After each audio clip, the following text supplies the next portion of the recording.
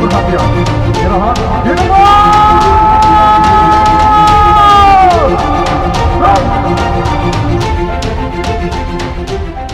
Apel kesiapsiagaan ini dilaksanakan dalam rangka mengawali kesiapan pelaksanaan dan cara bertindak dalam penanganan karhutla serta menindaklanjuti program prioritas tentang pemantapan kinerja Harkamtibmas dan bergabung dengan Satgas tanggap bencana lainnya, serta untuk mengetahui sejauh mana kesiapan personel maupun sarana pendukung lainnya, sehingga kegiatan penanganan karhutla di wilayah kita dapat berjalan dengan optimal dan berhasil sesuai dengan tujuan serta sasaran yang telah ditetapkan.